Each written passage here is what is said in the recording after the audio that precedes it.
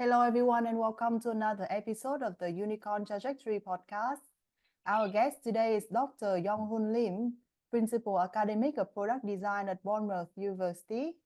A bit of a backstory. I strongly believe that we can reverse engineer product market fit instead of spending years experimenting. So I went deep into product design 2015 and collaborated with Dr. Yonghun Lim on this thesis. Yonghun, welcome to the show. Hello. Yeah, thank you for having me.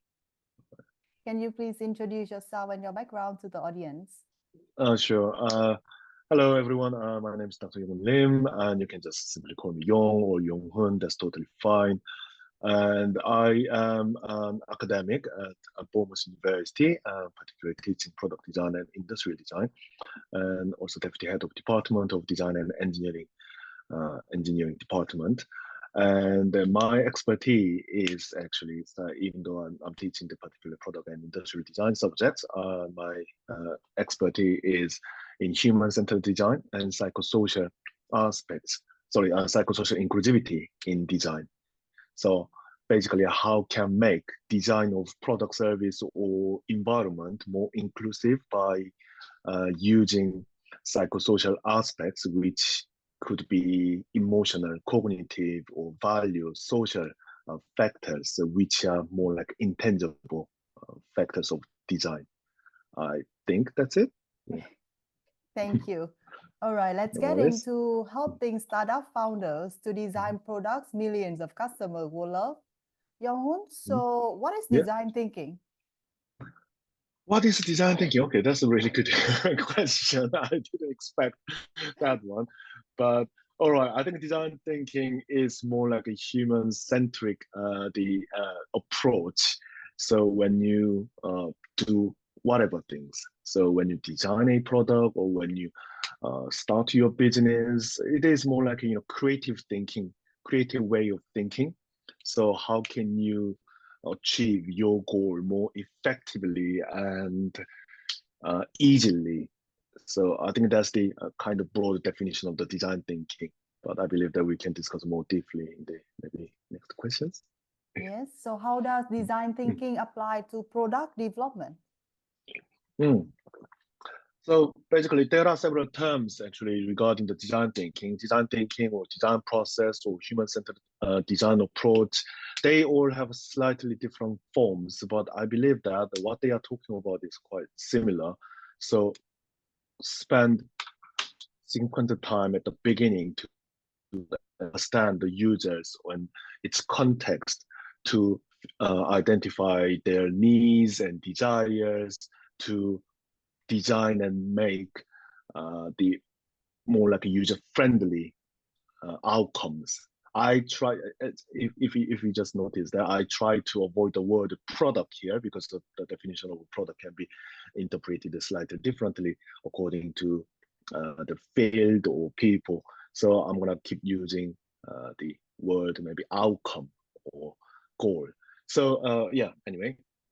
So yeah, this is it. I think this is more like a design thinking. So yeah, if that makes sense. Yeah, I would Huh? use the word human-centered design here because Mm-mm, you just mentioned that we should mm-mm, spend some time in the beginning mm-mm, mm-mm, to understand the users and to create mm-mm. values for them, right? I use Mm. human-centered design a lot in developing products for startups. Okay, okay. And nowadays I use it almost like Mm. subconsciously, and I always end up with customer like loving the product and introduce Yes. it to other customer, and that reduce Mm-hmm. my marketing budget as well. Yes. I do this on automations. Thanks for Okay. the knowledge that I gain in studying product design thinking. But you have the definition. Can you tell the audience what is human-centered design? So if I can give you a really quick definition of the human-centered design, then probably putting the human in the whole journey of your business or design. So I'm a designer, so I would like to say design more like it. So in my design journey, I put the users or any stakeholders in the center, and then I consider every single aspects of them to design and design something for them at the end so that the final outcome to be really user friendly and also stakeholder friendly, I would like to say, rather than only user. because there are some other terms called maybe user-centered design. So I mean, I don't see that much difference between human-centered design and human-centered design approach. However, what they are talking about is quite similar. However, sometimes user-centered design seems quite focused on user itself, but human-centered design is slightly broader. So considering the overall stakeholders, not only user, so probably provider, manufacturer, designer, planner, etc., etc., etc. Yes, within the Mm, startup mm, context, mm, I prefer the term human-centered design because mm, for a startup to become really big, it needs to serve like yes, millions of customers or yes. hundreds of millions of customers, and Mm, you mm, cannot really like pinpoint them to like mm, a user, right? You need to yes. become like a broader than that, and then Mm, mm, create like either the physical or mm, or intangible like values for mm, them. mm, mm, And mm, also you need to create values to investors or all the stakeholders. So that's mm, how I do. I will list out like mm. anyone I can think of that is Yeah, involved in this and start creating like values for them, right? yes. Yeah, yeah, totally agree, I think. So Mm, can you provide an example of a product where you mhm, use mm, human-centered design to mhm, lead to mm. widespread user acceptance and success? Okay, let me think of it. Probably you heard about it. I mean, this is one of the typical example I also use during my class. And have you heard about OXO Good Grip? Right? OXO, OXO Good Grip. No, So no. yeah, that's the company name. So you can just simply type the Yeah. OXO Good Grip. So which is the company who designed the, like a kitchen related stops, like all the cooking stops. And then particularly they designed very inclusive and ergonomically designed handles for any kind of cooking the items. So for example, if you have a pan, for the fry, and then so we have like a typical handle always, right? So like a similar Yeah. size and similar shape. But also Google actually provide a really interesting shape of the handle for the particular people who actually have like weaker strengths on their arms or hand, or if they have like maybe I forgot the term, sorry, but people with like they be shaking the hands or legs, so the handle they designed, the particular handle they designed is much longer and then twisted slightly, so actually that surround grip the handle, that handle actually surround your arm to be supported. So some kind of extra support you can actually provide by using your own forearm. So more stably and safely you can grip the pan or pot using this. So this is just a really simple example, but so the company actually considered a lot and spent a lot of effort and time to study what people need in their daily life, especially in the kitchen. Because without cooking, we can't survive, right? Because we can't eat, right? Yes, and So, it's a huge market mm, because I did mm, my research on mm, mm, disability, right? There are more than mm. 1 Yes, billion people yes, on the planet that have some yes, form of disability, and it can go from yes. a weak arm or weak legs or Mm, more mm. serious problems. But Yeah, you exactly. know, there's not a lot of service Mm, service mm, and products and mm, physical mm, products that are up to the mm. standard to support Yes. support this group of people, which is a huge group Mm, of mm, people, mm, and which makes it a very mm, mm. tangible and huge business Yes, case. yes. And I always tell people you need to think of the user as more than the Mm, mm. normal middle class Yes. person. Yeah, yeah, yeah. So majority of people, right? So majority or minority of people's number of people or like abilities. So yeah, that's the one of the example. And also you can see if you know the Microsoft Xbox adaptive controller, if I remember correctly. So the Xbox is a game controller actually, but they actually the designers of this controller involve the users at the beginning of the design stage, and especially people with some disabilities with their hands or arm. So the Xbox controller is one of the excellent example of how the product can be more inclusive for the wider audience. And another example can be many car companies like a Ford or Jaguar and Land Rover, and like many actually car companies in the world. So already they included a human-centered design teams or research teams in. So at the beginning of not at the beginning actually whole journey. So team to research and then study about the car and what user needs. So the researchers in those the teams are not actually the car designers, but they are more like people who study human, who drive the cars. So how can we make a car more inclusive, user friendly, and more safe? All the interface under the dashboard can be redesigned or sometimes maybe upgraded by the research data. So those companies already have the human-centered design or user experience or UX research teams. And I know AstraZeneca, this is medical and medicine companies, right, and medical device companies. And surprisingly, they also have the UX research team. One of my good friends is actually leading the UX team, and we had a really nice conversation about how important human-centered design is in any areas. It's not only designing a product or designing, I don't know, fashion goods, but also any areas.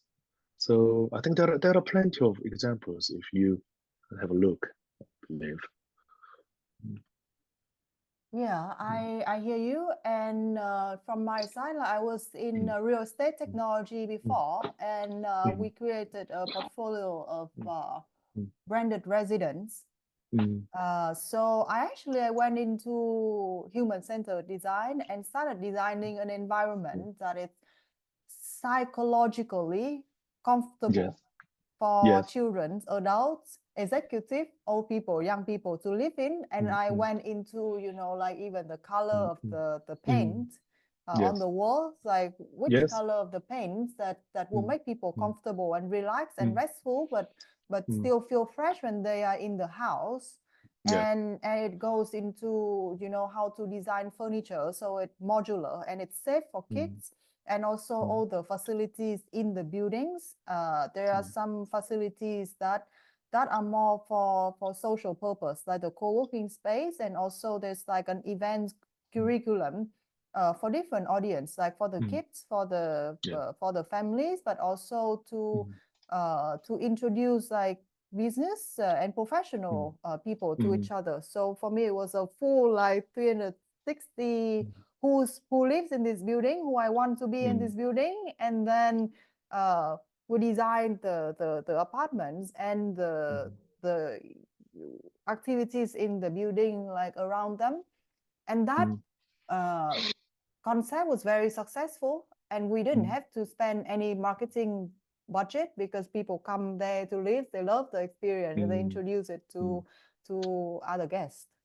Yeah, definitely. You just remind me of another example from Japan. I attended one of the design conference in Croatia last May, so just a few months ago actually, and I met one of the academics from Japan, and then she just introduced me her project done just several months ago, I think, and so it was like redesigning hospital in Japan more children friendly. So as you just mentioned that the older interior has been changed with some particular colors to make them much comfortable, and also not afraid to reduce. My main aim was like to reduce the anxieties, because most of children are very afraid of the operations or so these kind of things. And then so all the walls towards to the operation room has been decorated with their children's own paintings. So they actually had like a focus group with parents and teachers, and also some kind of creative workshop with the children, and then ask them to create really nice paintings or some craft works. And then they collected every single piece of the children's works, and then they use them to decorate the older hospital walls and then some areas, communal areas, etc., etc. So it was really beautiful and also very meaningful. And they invited all the children and parents to their launching event. So as you said, there was no such a marketing fees because they are already aware of it. They are already aware of that my work is there, and that's the place I made. So their perception about the hospital has been changed. It's not a scary place. This is the place I made, I designed, something like that. So it is not only about aesthetics. So probably we're gonna cover later, but actually one of the biggest, not biggest, but one of the mistakes or misunderstanding people have about inclusive design or human-centered design or design itself is it is about appearance or aesthetics. However, it is not. As you just mentioned, that psychologically, socially more inclusive and more human-centered. That's the kind of Jewish part of the design, I believe. How can we change people's perception and cognitions or maybe behavior by design? To do that, we should understand people, what they really want, what they really desire. I believe that, that was quite a good example actually. So when I saw that, sorry to interrupt. Anyway, yeah. So let's say if there's a startup, which is an early stage company, they're Yes. thinking about developing a product to solve a problems, and they want to integrate design thinking into this process. How would you recommend them to do as a step by step? I think definitely people should consider this kind of design thinking or human-centered design approach from the beginning to the end. Otherwise, it would be a little bit awkward to embed that in the mid journey or later journey, because what we really need is to identify what people really need, what our customer really wants, what they really desire, so that first we can provide. We need to identify like who are the customers, right?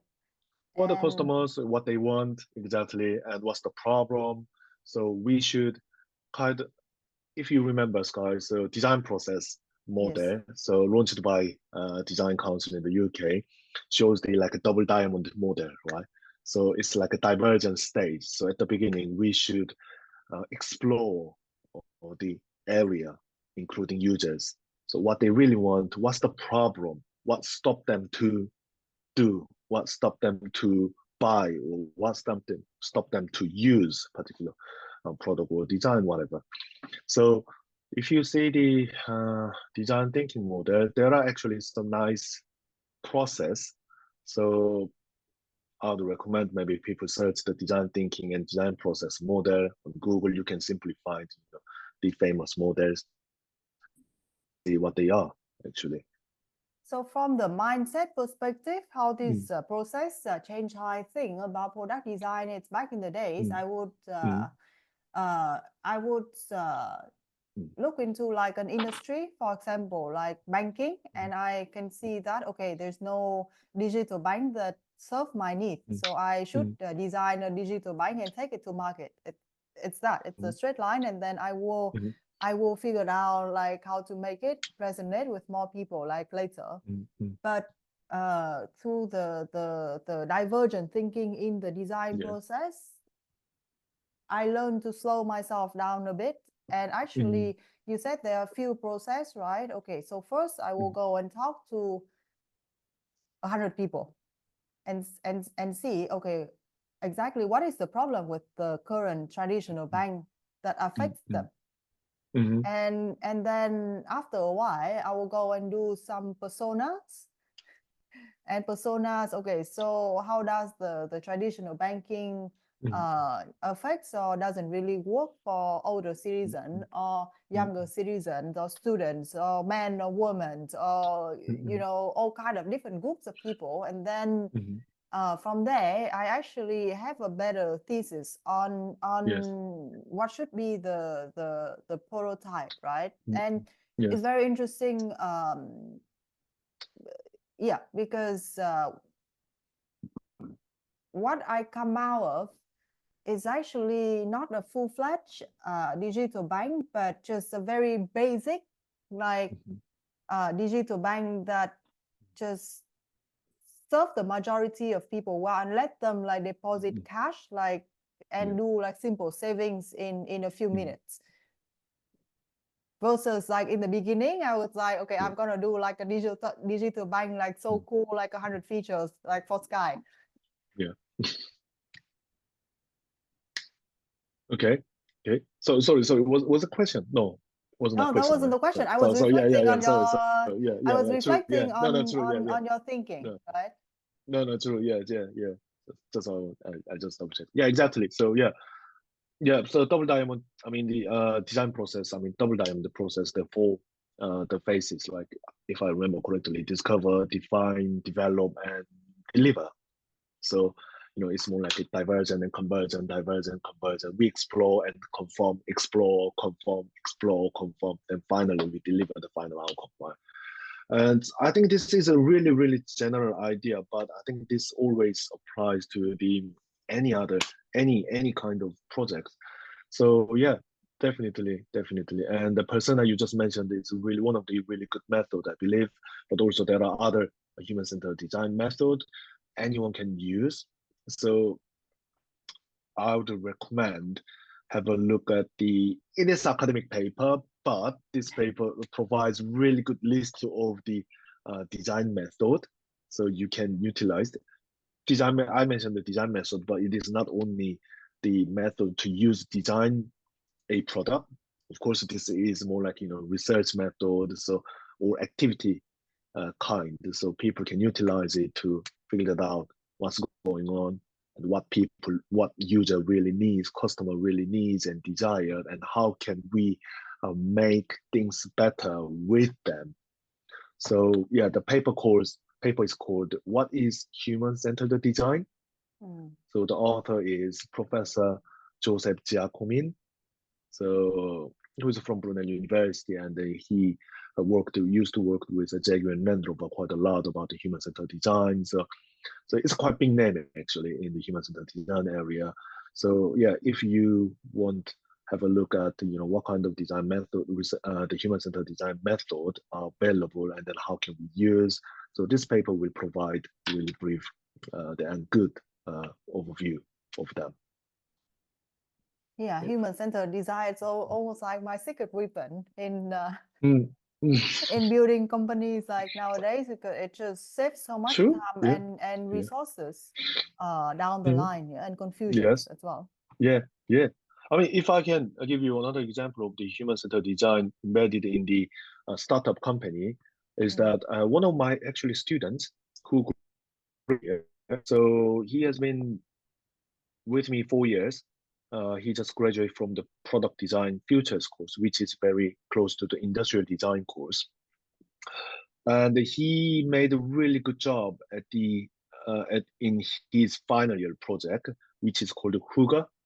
So Huga is like a Scandinavian word that is very comfy or comfortable place. This kind of meaning.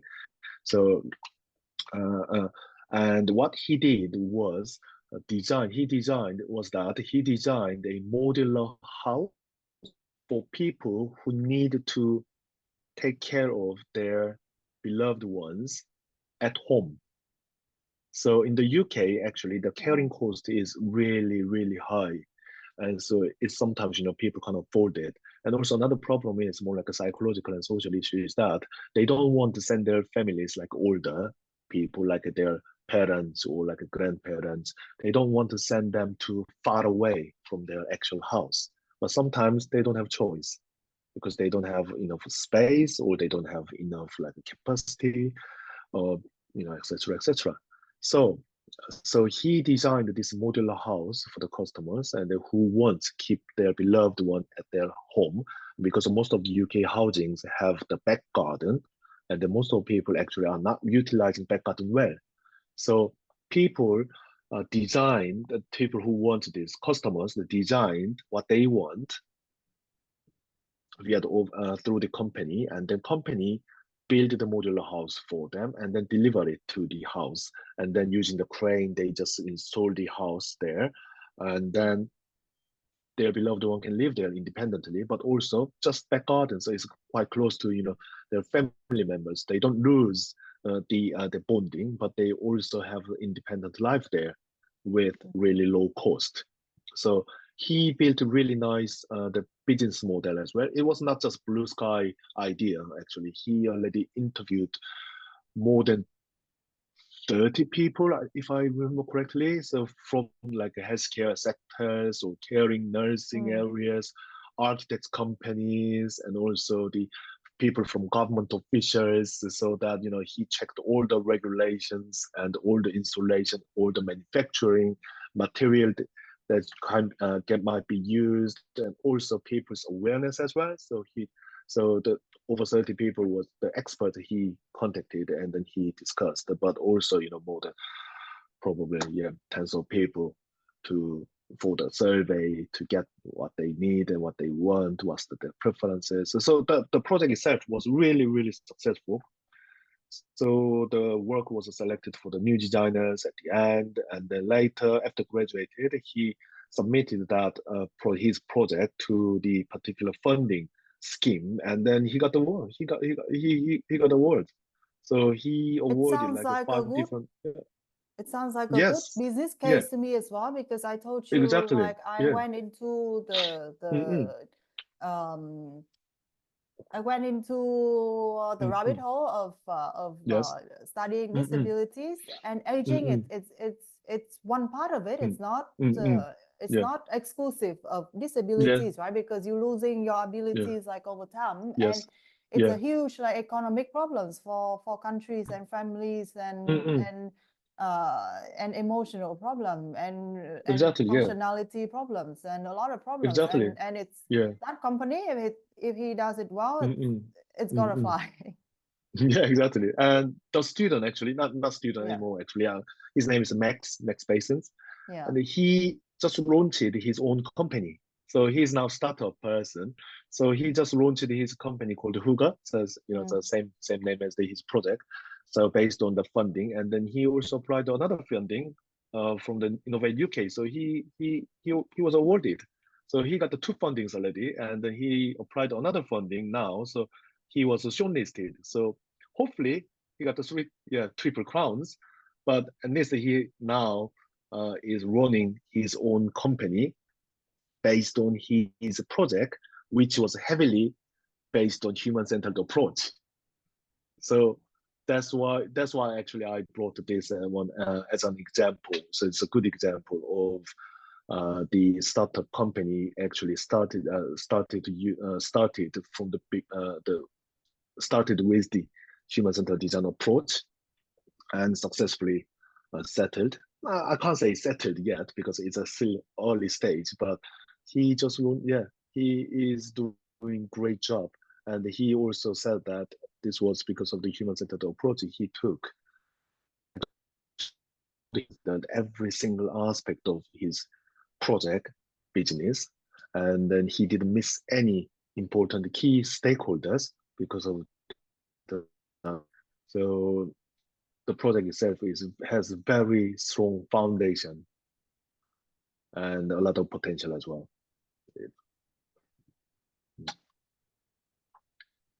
And it's also Mm, what I like about you mm, mm. as a lecturer, right? As a teacher, Yes, because your teaching is very yes, close to the real world. Although you classify yourself as an mm, academic, but it shows in your students yeah, that there's business thinking behind it, and it's very whatever you teach us is very mm, practical. mm. There's always like a real use case I think somewhere. so. It's not just like flying Thank you. Yeah, in the sky, the blue sky things. Yeah. or it just in Mm, mm, the academic papers, and then mm, mm, it mm. get pushed into the library and never see Mm. the applications. Yeah. Yeah, I mean that's true. I mean, thank you very much for your compliment. Yeah, I am an academic, and then sometimes so I know that some people or people from the professional areas usually blame the academics like people with only theory, people with only idea from blue sky, and actually that's what we do because that's what we do. Then actually so we can do practical people from the business or people from the practical areas can apply these blue sky ideas into the real world. However, as I'm teaching, product design students and industrial design students, I can't talk about myself without the practicality. So, of course, I'm not a professional, business person or like, the people from the industry, because I am in the academia and then has been several many years. But I try to learn every time. I try to keep contact with the people from the industry to see the trend and then see the reality. So what's the difference between theory and reality? So how can I help my students with the best effort? So that's my key, of course. Yeah, that's my key, and always the enthusiasm, I believe. That's my point of view as well. I'm on the Mm-mm. other side of the table. I'm in the industry and the business, but I tap into academics like all the time because of the depth of their expertise, and I strongly believe, and I know that to build product and technology with substance, you need deeper knowledge than just buying and selling. There are more to that. Yeah, exactly. It's about creating things that people can use, and even when we mention people, it's different people, like not just the normal consumer, right? Yeah. I think it is also because of the characteristic of the department at Bournemouth University. So our department is, I mean, there are many universities teaches like design and product design or industrial designs, but every single university have different characteristics. Some universities have provided the knowledge or maybe experience more like a conceptualized approach, so students make a little bit maybe blue sky idea at the end. So I don't blame that, it's their characteristic. But Bournemouth University, what we do is meet the industry criteria, meet the industry requirement, so that we produce the best graduates which fit to the industry, so that they are more like a professional level rather than just student graduate. So that's why practicality is one of the most important factors of our educational approach, and that's why our students are usually very, very practical and realistic and industry desired individuals, I believe. Yeah. So how can an industrial designer work effectively with other team members in a company, in an industry company, to produce like the best product for users? So sorry, I don't think I get the question here. Okay, let me put it this way. Normally in a company, it's a rare idea to employ an industrial designer. Yes. But I think they are very valuable assets. Yes. Because I sort of like understand in the back of my head what they do. So can you just explain a bit of the role of an industrial designer in a company? Yes. Or work with other departments, yeah?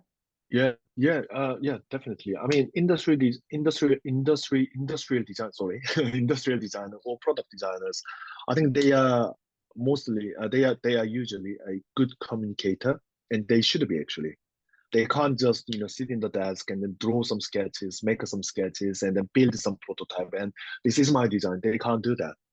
So that's what we don't actually encourage our students. So we always encourage our students to communicate with the people from the different areas to understand what they do and what is actual world is. So because when we, for example, design the iPhone, for example, I mean, cell phone, let's say cell phone, not particular the model. But when we design the cell phone, this is not only about the product, right? Inside of the product, there are a lot of technology. So we do need to understand the technology.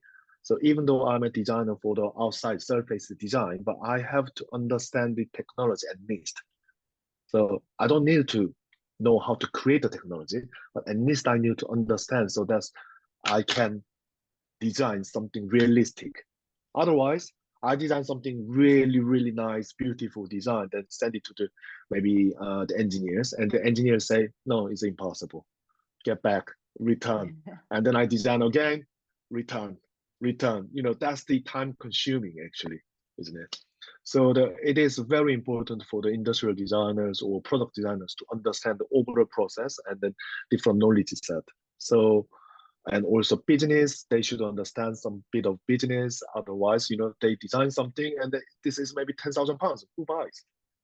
This is a mobile phone. It is expensive, but it can't be too expensive. You know what I mean?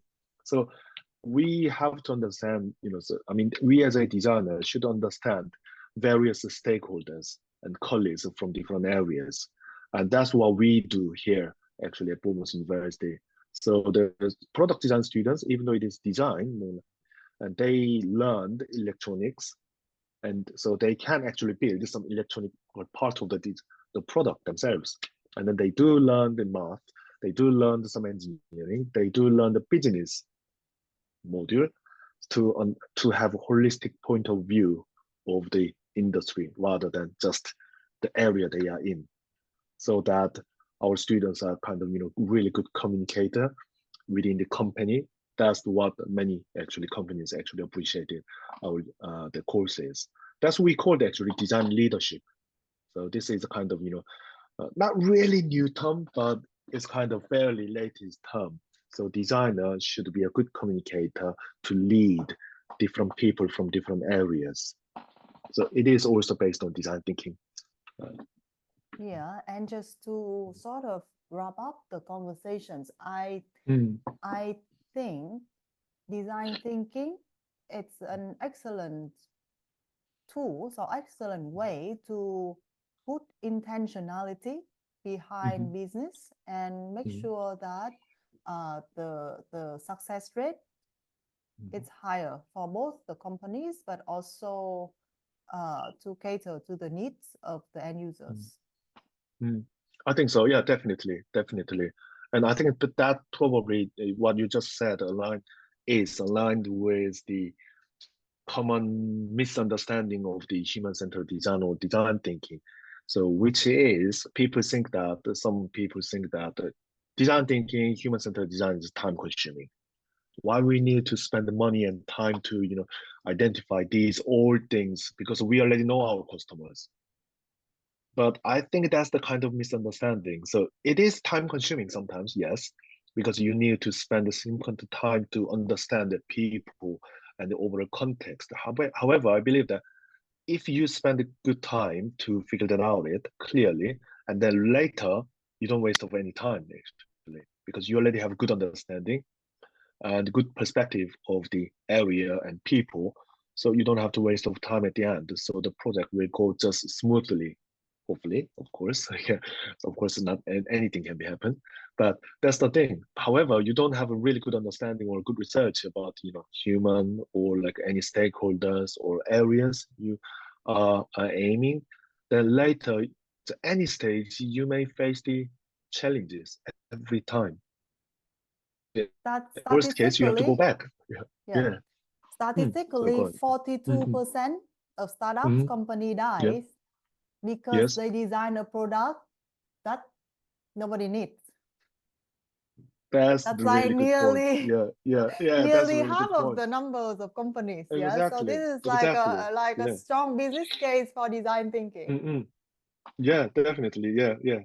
It's good reference actually, Skye. Yeah, we need to find reference, like as always Yeah, in the yeah. academic world, but it's a prevalent problems, and Exactly. I just think it's a waste of time and resources to create something that Yeah. it's not validated. Absolutely. Absolutely, I agree. Yes. I'm glad to hear that. Yeah. Okay, I will cut this, Pari. I avoid it again. Okay, no worries. Dr. Yonghun Lim, thank you for your sharing today, and I wish you all the best for your future endeavors. Oh, thank you very much. Thank you very much for having me here. And then I hope what I said, what we discussed actually, helped someone in somehow. But yeah, please contact me if you have any questions, or if you want to debate with me, then please contact me. So I'm loved. I'm joking. So I mean, basically, I love to learn. I love to learn. I'm here, I think, because of maybe you, Skye, appreciating me quite overly, but I'm still learning. I'm still observing the world and people. So yeah, please let me know if there's anything we can maybe discuss further or work together. I don't know. So yeah, that's it. Thank you. Anyway, Absolutely, thank you absolutely. very much.